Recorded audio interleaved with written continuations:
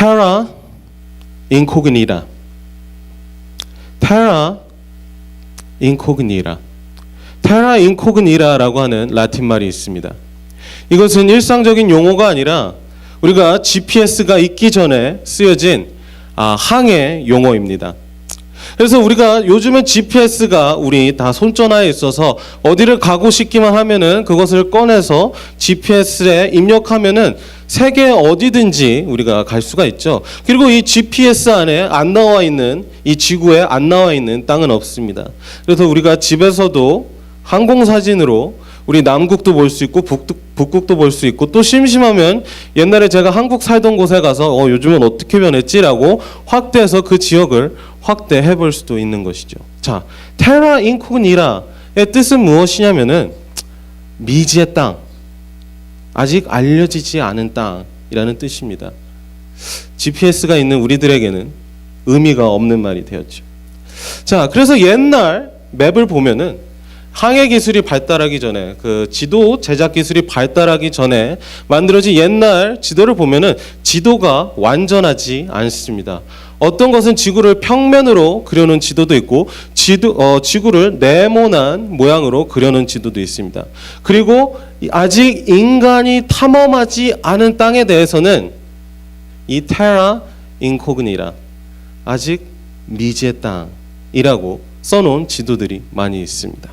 자, 탐험가들 또 항해가들의 도전은 그것이었습니다. 우리가 알고 있는 영역을 넘어가면은 이제 미지의 땅의 영역이 되는데, 그 미지의 땅에 무엇이 기다리고 있을지는 아무도 모르는 것이었죠. 콜럼버스가 인도를 찾아 떠나서 내가 바다 끝으로 여행을 가겠다라고 말했을 때 사람들이 말렸던 이유 중에 하나가, 바다 끝으로 가면 낭떠러지가 있습니다. 그렇게 가면은 안 됩니다. 라고 얘기를 했던 것이죠. 자, 미지의 땅, 이렇게 낭떠러지가 있을 수도 있는 것이고, 그곳에 우리가 알지 못하는 호전적인 민족이 있을 수도 있는 것이고, 우리가 알지 못하는 질병이 있을 수도 있는 것입니다. 우리가 알지 못하는 것에 대한 두려움이 극대화되는 곳이 바로 이 미지의 땅이죠. 옛날 사람들은 이 미지의 땅을 자주 갔어야만 했고, 이 미지의 땅을 들어서려면은 엄청난 용기가 필요했던 것이고, 이 미지의 땅에 들어섰을 때만 새로운 땅을 발견하고 새로운 땅을 개척하는 영광이 있었던 것이죠. 자, 여러분들에게 미지의 땅은 어떤 땅입니까? 여러분들이 내가 이것을 생각하면 두렵고 마음이 떨리고 어떤 일이 발생할지 모르겠다, 이것을 생각하기 싫다, 내가 편히 안주할 수 있는 이곳에서 하고 싶지 내가 그곳으로 탐험을 가고 싶진 않다라고 하는 그 미지의 땅은 무엇입니까? 어떤 분들에게는 관계가 미지의 땅일 수도 있습니다. 나는 내가 알고 있는 사람들 안에서, 내가 사랑하는 사람들 안에서, 내가 이미 잘 알고 있는 사람들끼리 관계 안에서 생활하고 싶다라고 말하는 분들 수 있을 것이고, 어떤 분들은 어떤 지역이 될 수도 있겠습니다. 나는 내가 태어나고 자란 이 땅에서 평생 지내고 싶다. 어떤 분들은 지식의 미지의 땅이 있을 수도 있습니다. 내가 아는 만큼, 내가 아는 선에서 더 이상 새로운 것을 배우지 않고 이곳에서 내가 안주하고 싶다라고 얘기할 수도 있겠습니다. 자, 오늘 이 미지의 땅에 우리가 들어가려 합니다. 오늘이 아니죠. 이 새해 시작하면서 우리의 주제가 무엇입니까? 지경을 넓혀라 라는 말씀이죠. 자, 이 지경을 넓히면서 우리가 우리가 반드시 해야 될 것은 무엇입니까? 바로 이 미지의 땅으로 들어가는 것입니다. 자, 오늘 읽은 본문 말씀 에베소서 1장부터 11절부터 14절 말씀인데, 자, 우리 바울이 에베소 교회에 있는 성도들을 격려하기를 원했습니다. 왜 격려하기를 원했냐면, 에베소는 그 당시에 그리스 로마 종교의 중심지였습니다. 그래서 다양한 신들이 섬겨지고 있었고, 특별히 이 에베소는 그 다이애나, 자, 미의 여신 다이애나의 신의 중심지였습니다. 그래서 이 에베소서에 가서 발굴을 하면은 그 여신, 모습이 자주 발견됩니다. 그리고 그뿐만 아니라 그 당시에는 황제 예배가 유행하고 있었습니다. 황제 어거스트가 나는 신이다라고 발표를 하고 그 다음부터 나로 인해서 로마의 번영과 안녕과 평안이 너희에게 있을 것이다. 로마의 복음, 로마의 가스펠을 선포하고 있었습니다. 그러한 곳에 살고 있는 에베소 성도들을 위해 쓰여진 편지가 이 에베소서인데, 이 편지를 쓰면서 바울이 원했던 것은 이 세상을 대하면서 두려워하고 있는 이 성도들, 이 예수님을 믿어가면서 핍박받고 고통받고 있는 성도들에게 너희들이 안전할 것이다 라는 것을 상기시켜주는 것뿐만 아니라 우리가 우리의 이 지금 있는 믿음의 이 상태에서 안주하지 않고 더 큰 곳으로 갈 수 있다, 우리가 더욱더 발전할 수 있다라는 격려를 해주기 위해서 쓰여진 편지입니다. 자, 오늘 우리가 에베소서 1장 11절부터 14절 말씀을 읽으면서 우리가 함께 나누고 싶은 이야기는 이것입니다. 우리가 우리의 지경을 넓히며 나아갈 때에 두려워하지 않아도 되는 이유, 우리가 자신 있게 미지의 땅으로 발걸음할 수 있는 근거는 무엇인지 우리가 에베소서 1장 11절부터 14절 말씀을 우리가 함께 보도록 하겠습니다.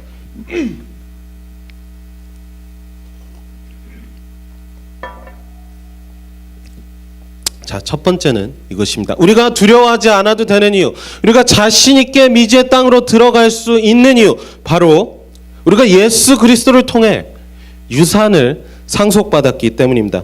미지의 땅에 하나님께서 그리스도를 통해 예배하신 우리의 유산이 그 미지의 땅에 있기 때문에 우리가 자신 있게 발걸음을 할 수 있는 것입니다. 자, 오늘 본문 말씀 11절에 바울이 이렇게 말합니다. 하나님은 그리스도 안에서 우리를 상속자로 삼으셨습니다. 자, 오늘 읽은 이 표현은 지경을 넓히는 것과 직접적인 연관이 있는 말씀입니다.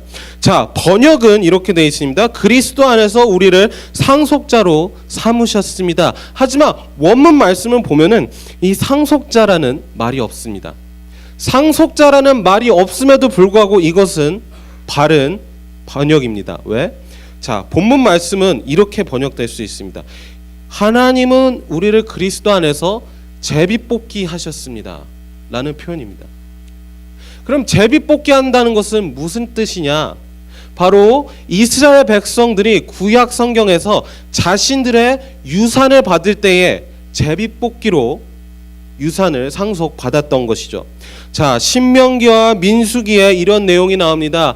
유다 지파들이 각 지역으로 돌아가서 자기들이 상속받은 지역으로 돌아가서 이제 가족들끼리 그 유산을 나눠서 상속받아야 되는데, 그 유산을 상속받았던 방식이 제비뽑기였던 거죠. 아, 너는 여기 뽑았으니까 너는 여기 가서 너의 가정을 그것에 거처하면서 그 유산을 가꾸도록 해라라고 얘기했던 거죠. 그리고 유대 백성들은, 이스라엘 백성들은 그 땅에 거처하면서 그 땅을 가꾸면서 하나님의 축복을 경험을 했던 거죠. 그렇기 때문에 지경을 넓히는 것이 중요했던 것입니다. 하나님 아버지, 제 백성이, 저희 가족이, 제 자손이 하나님의 축복 안에 거하면서 이 땅에서 계속해서 살고 싶습니다.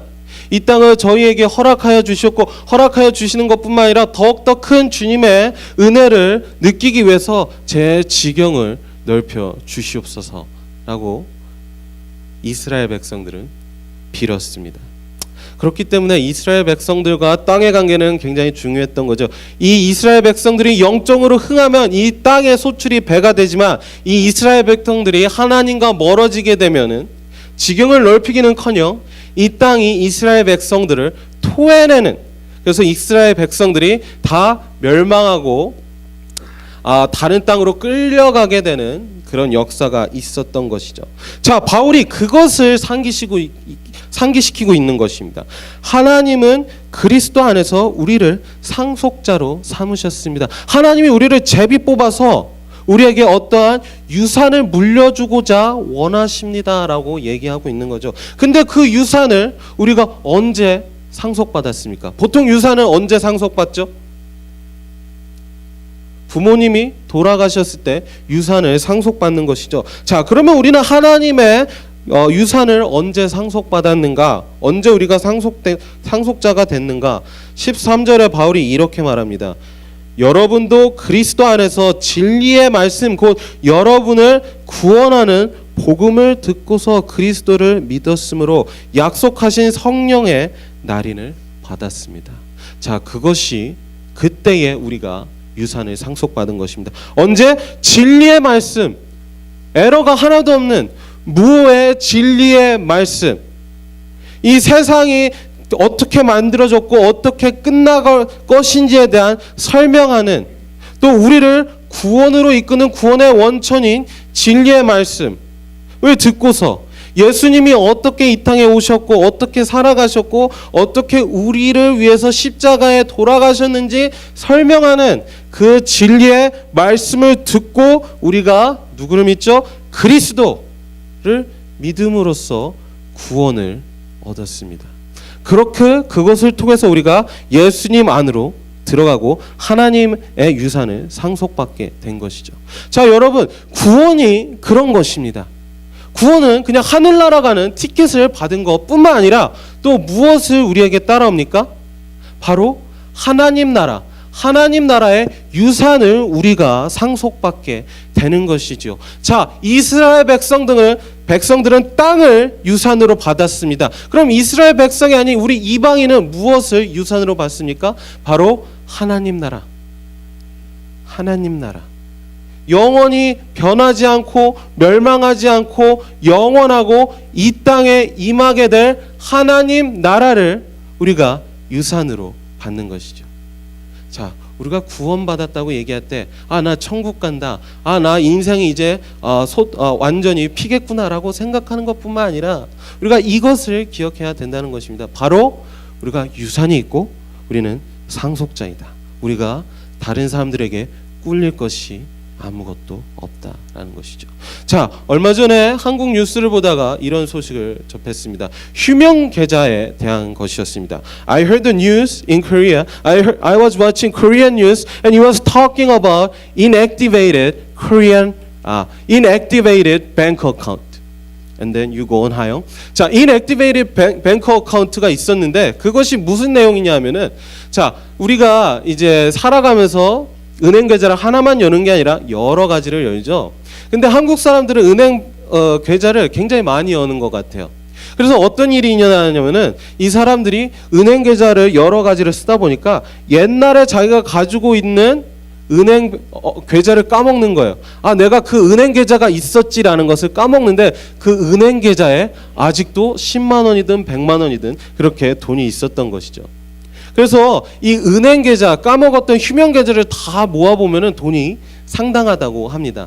그래서 한국 정부에서 하는 것이, 자, 휴명 계좌에 이만큼의 돈이 있으니 찾아가세요 라고 이렇게 사람들에게 알려주는 그런 것을 하고 있다라는 뉴스를 봤습니다. 자, 어떻게 보면은 우리 영적 생활을 하면서도 우리가 그리스도인으로 살아가면서도 우리 삶 안에 너무나 많은 휴명 계좌를 갖고 살아가는 것을 우리가 느낄 수 있습니다. 자, 우리 삶 안에 하나님의 나라는 어떻게 임합니까? 하나님의 통치가 임할 때에 우리 삶에 하나님의 유산이 임하는 것입니다. 자, 하나님 나라가 우리 은행 계좌에 임할 때에, 하나님의 나라가 우리 관계 속에 임할 때에, 하나님의 나라가 우리 교회에 임할 때에 우리가 그 휴명 계좌를 깨어뜨리고 우리가 그 유산을 우리가 상속하게 되는 것이죠. 자, 여러분들의 휴명 계좌는 어디 있습니까? 하나님이 이 세계 방방 곳곳에 우리 삶 구석구석에 여러 가지 유산을 허락해 놓으셨습니다. 우리가 해야 되는 것은 그 유산을 가서 성취하는 것이죠. 관계 속에 하나님의 유산이 있을 수도 있고, 우리가 재정을 쓰는 방법에 대해서 하나님의 유산이 있을 수도 있고, 여러 가지 방법에서 하나님의 유산을 우리가 찾을 수가 있는 것이죠. 그래서 우리 한 해 우리가 미지의 땅으로 나아가면서 하나님의 계좌, 하나님의 휴면 계좌를 우리가 찾아내는 그런 역사가 여러분과 함께 하기를 축원합니다. 자, 두 번째, 우리가 하나님의 유산을 통해서 영광을 하나님께 올려드리기 때문에 우리가 두려워하지 않고 자신 있게 지경을 넓힐 수 있는 것입니다. 우리가 미지의 땅에서 하나님에게 영광을 올려드릴 수 있기 때문에 우리가 그 미지의 땅에 자신 있게 가야 됩니다. 자, 11절 이렇게 말합니다. 이것은 바울이 이렇게 말합니다. 이것은 모든 것을 자기의 원하시는 뜻대로 행하시는 분의 계획에 따라 정해진 일입니다. 자, 우리가 상속자가 되는 것은 하나님의 계획이셨습니다. 근데 하나님은 어떤 분이십니까? 그분의 계획에 따라 이 세상의 모든 역사가, 이 세상의 모든 것들이 그분의 계획에 따라 펼쳐진다는 것을 바울이 얘기하고 있습니다. 우리 머리에 머리카락이 얼마나 있을 것 같은 것까지도 하나님께서 계획하시고, 이 세상의 역사가, 이 나라의 흥망성쇠가, 우리가 언제 태어나고 언제 가고 우리 교회가 어떻게 태어나고 어떻게 성장할 것에 대한 모든 것들을 하나님의 계획으로 정하시는데, 그 수많은 계획 가운데 어떤 계획이 있었습니까? 우리를 상속자로 만드실 계획이 하나님에게 있었던 것이지요. 근데 왜 그런 계획이 필요합니까? 바울이 이렇게 설명합니다. 12절. 그것은 그리스도께 맨 먼저 소망을 둔 우리로 하여금 하나님의 영광을 찬미하는 사람이 되게 하시려는 것이었습니다. 자, 하나님이 우리를 상속자로 만드셨는데 그 목적은 무엇이었습니까? 우리가 잘 먹고 잘 살게 하려고 하는 것이었습니까? 우리가 유명한 사람이 되게 하려고 하는 것이었습니까? 우리가 훌륭한 사람이 되려고 하게 하시는 것이었습니다? 아닙니다. 그것은 온전히 하나님을 위한 계획이었습니다. 우리가 유손을 상속받고 미지의 땅에 가서 그 유산을 성취할 때 우리의 영광이 아니라 바로 하나님의 영광이라는 것이죠. 그래서 미지의 땅에 가서 우리가 알 수 없는 영역에 들어가서 우리의 한계점을 넘어서 하나님의 영역으로 들어가서 하나님의 일을 하게 되면 그 결과가 어떻게 나타납니까? 바로 하나님의 영광이다. 하나님을 찬미하게 된다라는 것입니다. 하나님은 그런 분이십니다. 하나님은 자신의 영광에 대해서 집착하십니다. 하나님은 자신의 영광이 온 땅을 덮기를 원하십니다. 왜? 그래야만 그 영광 속에서 만물이 평화롭고 온유하게 되고 만물이 원래대로 하나님이 뜻하신 대로 작동을 하기 때문이죠.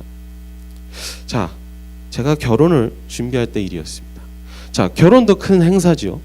여러 가지 준비를 해야 됩니다. 식장도 잡아야 되고 또 무엇도 해야 되죠. 캐터링 음식도 잡아야 되고 드레스도 빌려야 되고 첨촉장도 만들어야 되고 또 프로그램도 짜야 됩니다.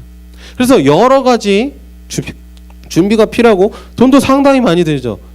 자, 결혼을 준비하면서 어떻게든 좀 돈을 덜 쓰고 싶었어요. 그래서 여러 가지로 머리를 굴렸어요.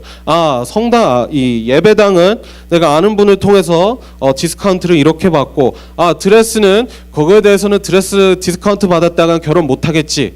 그래서 그건 디스카운트 안 받았어요. 그냥 아내한테 맡기고, 그리고 또 여러 가지 첨첩장은 아는 분한테 그래픽 잘하시죠, 부탁드립니다 해서 그것도 부탁을 받아서 하고. 자, 근데 결혼식 준비하면서 돈이 상당히 많이 들어가는 부분이 음식입니다.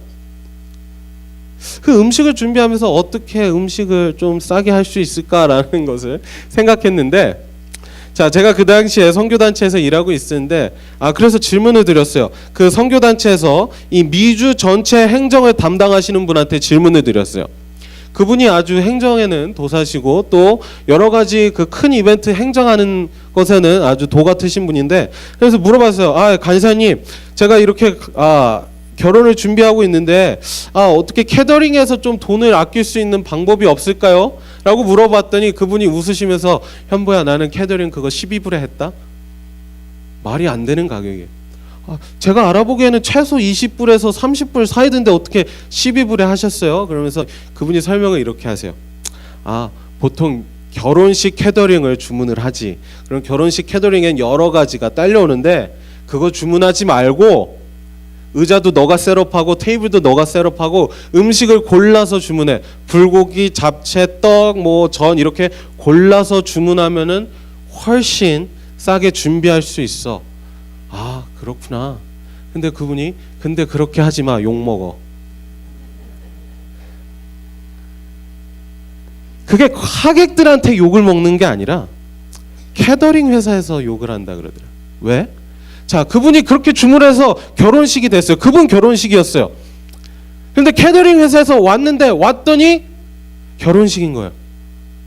그러니까 그 주인이 그 간사님한테 짜증을 내. 아니 결혼식인 걸 말씀을 안 해주시면 어떡해요?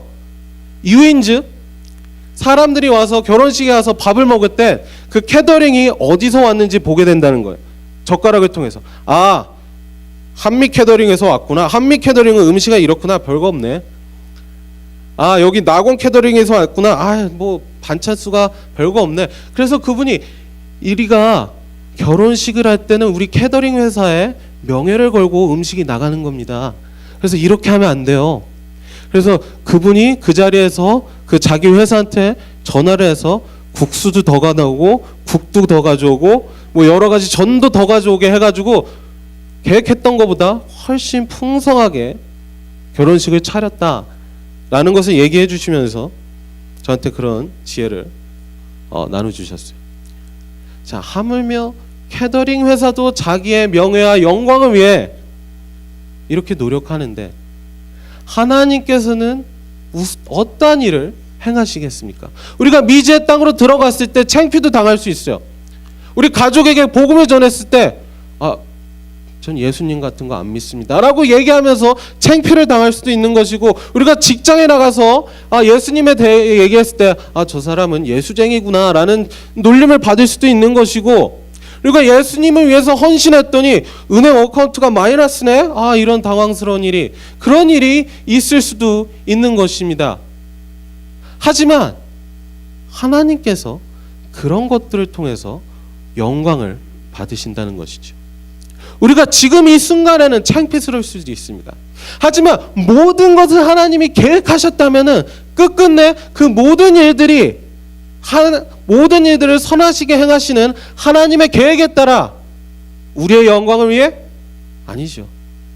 개인의 영락을 위해? 아니죠.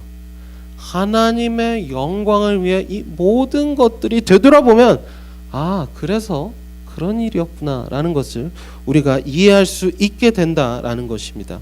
자, 하나님의 유산을 취하기 위해서는 알 수 없는 땅으로 들어가야 되는데, 우리가 그 알 수 없는 땅에 들어가면서 창피해하지 말아야 됩니다. 당당해야 됩니다. 마켓에 가서 전도할 때 창피할 수도 있죠, 처음 가시는 분들은. 하지만 당당할 수 있는 이유, 우리가 우리 아들, 딸에게 예수에 대해서 얘기하면서 창피하지 않는 이유, 우리가 믿지 않는 부모님에게 예수에 대해 말하면서 창피하지 않는 이유, 우리가 직장에 가서 예수를 선포하면서 창피하지 않는 이유.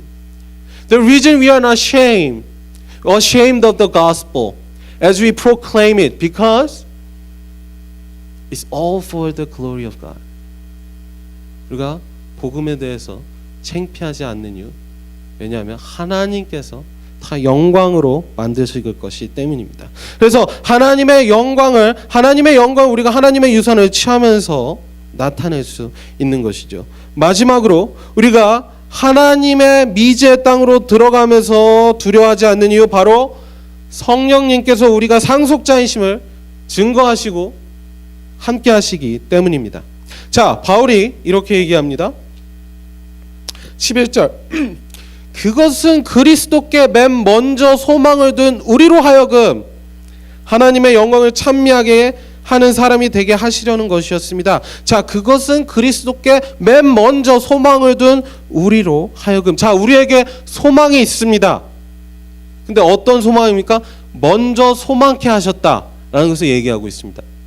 자, 먼저 소망케 하셨다는 표현은 우리가 다른 사람들보다 먼저 소망했다, 어떤 희망을 가지게 됐다라는 것이 아닙니다. 이것은 이런 뜻입니다. 우리가 먼저 소망을 하게 하고, 우리가 먼저 희망을 갖게 하고, 이 희망의 성취를 기다리는 사람으로 우리를 만드셨다라는 얘기입니다. 자, 그것을 어떻게 할 수 있느냐 하면은 이렇게 얘기합니다. 바울이 14절에 이 성령은 하나님의 소유인 우리가 완전히 구원을 받을 때까지 우리의 상속의 담보이시며. 자, 우리가 하나님 나라에 대한 소망이 있습니다. 근데 이것을 우리가 지금 완전히 소유하는 것이 아니라 바울이 어떻게 얘기하고 있습니다? 하나님의 소유인 우리가 완전히 구원을 받을 때까지. 중요한 말은 무엇입니까? 때까지. 구원을 받을 때까지 우리의 상속의 담보가 되신다. 자, 이 상속의 담보라는 말은 아주 정확하게 번역하면 다운 페이먼트. 우리가 차 사면서 내는 다운 페이먼트. 이건 비유적인 표현이 아니라 이 성경 원어의 뜻이 이 당시 사람들이 쓰던 다운 페이먼트를 이 바울이 쓴 것입니다. 자, 옛날 사람들도 어떤 큰 것을 구입할 때에, 어떤 큰 서비스를 구매할 때에 그것을 한 번에 업프런트를 내는 것이 아니라 나눠서 냈어요. 그리고 그것을 계약을 성취하기 위해서 다운 페이먼트를 낸 것이고, 다운 페이먼트를 냄으로써 그것을 자기의 소유권으로 갖게 되는 것이죠. 자, 구원의 모습이 그렇습니다. 자, 우리 하나님에게 우리가 붙들려 갔을 때에, 예수님을 통해서 하나님에게 구원을 받았을 때 우리가 상속자가 되지만, 상속자에서의 권리를 누리게 되지만 우리가 마지막 때에 상속을 받게 되는 것입니다. 그것을 기다리는 것이죠. 자, 그러면 상속자 옆에는 항상 누가 따라다닙니까? 집사가 따라다닙니다. 집사가 따라다니면서 도련님 그러면 안 됩니다. 도련님 상속을 받을 것인데 그런 행동은 좋지 않습니다. 도련님 그 상속자로서 그렇게 행하시면 안 되시지요. 도련님 이 건물이 이 도련님 것입니다. 자, 도련님 이 집이 부동산 가치가 이런데 나중에 도련님이 상속 받을 거예요. 이것을 계속해서 훈련시켜주고 상속자로서 잘 살 수 있게끔 도와주는 집사가 있는 것이죠. 우리도 마찬가지입니다. 하나님께서 우리를 상속자로 만들어주시고 자, 알아서 하십시오 라고 하지 않았습니다. 우리에게 성령을 붙여주셨습니다. 근데 그 성령의 역할이 무엇이냐? 첫 번째로 담보하십니다. 우리가 어떤 곳에 가든, 어떤 일이 있든, 우리가 어떤 실패를 하든, 우리가 어떤 창피를 당하든 이 사람은 하나님 나라에 상속자이십니다 라고 담보를 해주십니다. 하나님에게, 하나님 이 사람 아시죠? 하나님의 상속자입니다. 기억해 주십시오. 하나님, 주님의 상속자가 여기서 고통받고 있습니다. 기도합니다. 이 사람 위에 중보합니다. 성령이 따라다니면서 우리와 동행하면서 우리를 상속자임을 증거하는 것이죠. 또 한 가지가 더 있는데 정확히는 우리로 하여금 하나님의 영광을 찬미하게 하십니다. 자, 하나님의 영광을 찬미하게 하는 것 무엇입니까? 바로 하나님의 구원의 목적이었습니다. 11절에서 말하신 이것은 모든 것을 자기가 원하시는 뜻대로 행하시는 분의 계획에 따라 미리 정해진 것입니다. 이 계획의 목적은 우리로 하여금 하나님의 영광을 찬미하게 하는 사람이 되게 하시려는 것입니다. 그러면 이 하나님을 찬미하는 것 우리의 힘으로 합니까? 아니지요. 바로 성령 하나님이 하시는 것입니다. 우리로 하여금 하나님의 영광을 찬미하게 하십니다. 자, 우리가 한계점을 넘어섰을 때에, 우리가 지경을 넓히면서 우리가 알 수 없는 땅으로 들어가면서 우리의 한계점에 도달했을 때에 우리가 우리 힘으로 더 하려 그런다면은 사람의 역사가 행해질 것입니다. 사람이 할 수 있을 만큼 할 수 있겠지요. 하지만 우리가 성령 하나님의 붙들림을 받들어서 미지의 땅으로 들어가고 성령 하나님의 충만하심으로 살아갔을 때에 그 미지의 땅에 들어가서 우리가 한계점에 도달하면 어떤 일이 벌어집니까? 하나님의 경계로 우리가 더 나아갈 수 있는 것입니다. 하나님이 영광을 받고 싶은 만큼 거기서 우리의 믿음을 늘려 주신다는 것이죠. 자, 혹시 사냥 가보신 분 계십니까? 저도 안 가봤어요. 근데 제가 시카고에 살았잖아요. 거기 이제 캘리포니아 있는 사람들이랑 이 다른 지역에 있는 사람들이랑 캘리포니아랑 뉴욕에 있는 사람들은 보통 총에 대해서 잘 말하지 않는데 이 남부나 이 중부 지역에 사면은 총에 대해 아주 자랑스럽게 얘기해요. 아, 내가 총이 5개가 있는데 한 마리는 토끼 잡는 총이고 한 마리는 뭐 오소리 잡는 총이고 한 마리는 우리 이웃 쏘는 총이고 뭐 그런 총이 종류마다 있어요. 그러면서 이제 사냥하는 얘기를 해주는데 아, 사냥개가 있다 그러더라고요. 근데 사냥개가 그렇게 크지 않아요. 근데 그 사냥개가 막 곰 사냥도 다니고 엄청나게 그 큰 동물들을 잡으러 다니더라고요. 그러면서 그 사냥개 주인이 해주는 얘기가 내 사냥개가 그렇게 크지 않지만 큰 동물들을 잡을 수 있는 이유는 바로 내가 총을 갖고 있는 걸 알기 때문이지요. 이렇게 저한테 설명을 해주더라고요. 자, 사냥개는 이것을 배웁니다. 사냥을 다니면서 내가 큰 동물에게 가서 짖고 그것을 어떤 한 구석탱이에 몰아넣었을 때에 그 동물이 나를 해하기 전에 내 주인이 그 동물을 총으로 쏴서 죽일 것이다. 주인에 대한 믿음과 주인에 대한 능력을 인지하게 하는 것이죠. 그러면서 이 사냥개들이 자기의 능력을 넘어서는 것들을 사냥을 하게 되는 것입니다. 우리도 마찬가지입니다. 우리가 예수님에게 구원을 받았으면 성령 하나님이 우리와 함께하는 것은 당연한 것인데 때때로 우리가 성령 하나님의 뜻을, 성령 하나님의 능력을 제대로 인지하지 못할 때가 많습니다. 그리고서는 우리의 능력으로 어떻게든 뭐를 해보려고 아둥바둥 할 때가 많죠. 그러면 우리의 영광이고 우리의 결과고 우리의 결과물일 것입니다. 하지만 하나님께 의지해서 성령 하나님의 가득함을 받고 성령 하나님에 이끌려서 우리가 미지의 땅으로 갔을 때에 그곳에서 우리의 유산을 발견하고 그곳에서 하나님의 영광, 하나님이 받고 싶은 만큼 무한한 영광을 드릴 수 있는 것이죠. 자, 우리가 3가지를 봤습니다. 우리가 미지의 땅에 자신 있게 발걸음할 수 있는 근거는 무엇입니까? 바로 그곳에 가는 것이 하나님의 계획하심이셨고 우리가 그곳에 가서 예수 그리스도를 통해서 우리의 유산을 성취하기 때문이다. 그뿐만 아니라 그곳에 가면서 성령 하나님이 우리와 함께 하시기 때문이죠. 여러분 믿겨지십니까? 우리가 지경을 넓혀갈 때에 우리 혼자 가는 것뿐만이 아니라 삼위일체 하나님이 전체가 함께 하신다는 것을 우리가 when we go out of our comfort zone, Trinity is with us. Amen? That's why Trinity is here. 우리가 미지의 세계로 가려기 때문에 삼위일체가 함께 할 수밖에 없는 것입니다. 자, 여러분 그것을 기억하기를 원합니다. 그리고 오늘 한 해 당당하게 하나님의 유산을 성취하고 지경을 넓히는 지경을 넓히다 찢어지면 어떻습니까? 다 하나님의 영광인데. 자, 우리가 그런 우리들이 되기를 기억합니다. 기도하겠습니다.